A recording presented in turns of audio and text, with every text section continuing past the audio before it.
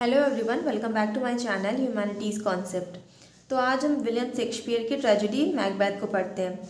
तो सबसे पहले हम इनके कैरेक्टर्स को देख लेते हैं। तो ये मेन कैरेक्टर्स है Macbeth, lady Macbeth, BenQ, Macduff, king Duncan और मॉल्कम। तो उस समय राजा रहते हैं डंकन और मैकबेथ के आसपास ही पूरी कहानी घूमती है।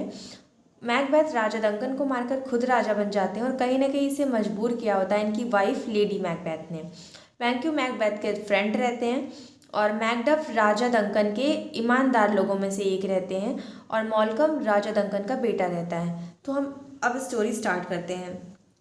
तो स्कॉटलैंड और नॉर्वे के बीच युद्ध हो रहा होता है, जिसमें स्कॉटलैंड के ही कुछ लोग नॉर्वे की हेल्प कर रहे थे, उनकी मदद कर रहे थे, जिसके बाद भी स्कॉटलैंड ने युद्ध को जीत लिया होता है।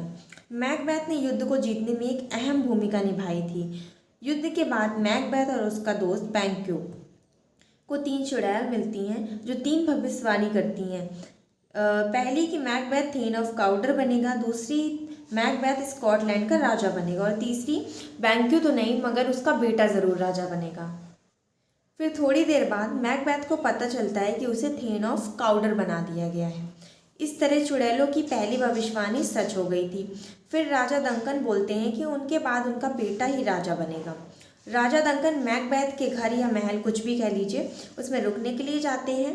मैकबेथ की वाइफ लेडी मैकबेथ को तीनों चुड़ैलों के भविष्यवाणियों के बारे में पता रहता है। उसके बाद वो राजा को मारने की साजिश करती है। पहले तो मैकबेथ उसकी बातों से सहमत नहीं होता है, फिर लेडी मैकबेथ उसको काफ़ी ताने सुनाती है और ऊटपटांग ऐसी कुछ भी बोलती है। फिर वो मान जाता है क्योंकि लेडी मैकबेथ को रानी बनना होता है, इसलिए वो ये सब करती है। फिर मैकबेथ राजा को मारने के लिए तैयार हो जाता है। रात का समय होता है, सब सो रहे होते हैं। वो राजा को चाकू से मार देता है और चाकू को किसी पहरेदार, जो बॉडीगार्ड होते हैं ना, वही पहरेदार के हाथ में थमा देता है या रख देता है। और जब राजा के पास आते हैं सब लोग, तो देखते हैं कि राजा मर चुके होते हैं। वहाँ मैकडफ, मॉल्कम और पहरेदार सब लोग मौजूद होते हैं। फिर मैकबेथ तुरंत पहरेदार को मार देता है। मैकडफ के पूछने पर वो बोलता है कि इसने राजा को मारा है, इसलिए मैंने इसे गुस्से में मार दिया है। अब ना राजा जिंदा थे और ना ही पहरेदार, तो किसी के पास कोई सबूत नहीं था। ये सब देखने के बाद राजा का बड़ा बेटा मॉल्कम इंग्लैंड भाग जाता है। उसे लगता है कहीं कोई उसे भी ना मार दे जिसने उसके पिता को मारा था। फिर मैकबेथ राजा बन जाता है और लेडी मैकबेथ रानी बन जाती हैं। इस तरह दोनों भविष्यवाणी सच हो जाती हैं। अब मैकबेथ को तीसरी भविष्यवाणी सोचकर अजीब सा लगता है, अच्छा नहीं लगता, थोड़ा डर लगता है, जो कि थी कि बैंक्यू का बेटा राजा बनेगा। फिर मैकबेथ क्या करता है, वो एक पार्टी रखता है जिसमें वो बैंक्यू और उसके बेटे को भी बुलाता है। मैकबेथ के अकॉर्डिंग जब बैंक्यू और उसका बेटा आ रहे होंगे, तब रास्ते में मैकबेथ के लोग उन्हें रास्ते में ही मार देंगे।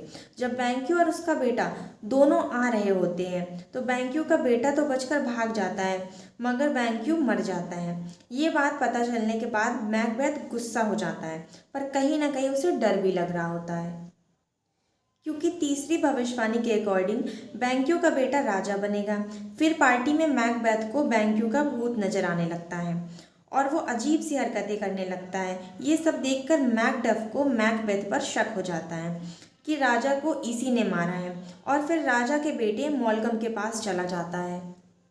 इन सब चीज़ों के बाद मैकबेथ तय करता है कि वो फिर से उन तीनों चुड़ैलों के पास जाएगा। मैकबेथ फिर से उन तीनों चुड़ैलों के पास जाता है। फिर वो चुड़ैल उसे 3 पिशाच दिखाती हैं। फिर वो पिशाच 3 भविष्यवाणी करते हैं।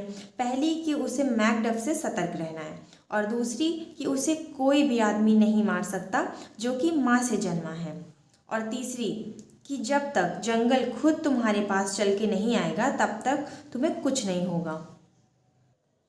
फिर मैकबेथ क्या करता है, मैकडफ को मारने के लिए कुछ लोग भेजता है। मैकडफ इंग्लैंड गया था डंकन के बेटे मॉल्कम से मिलने के लिए, इसलिए मैकडफ नहीं मिलता है। तो मैकबेथ के लोग मैकडफ की फैमिली, उसके परिवार को मार देते हैं।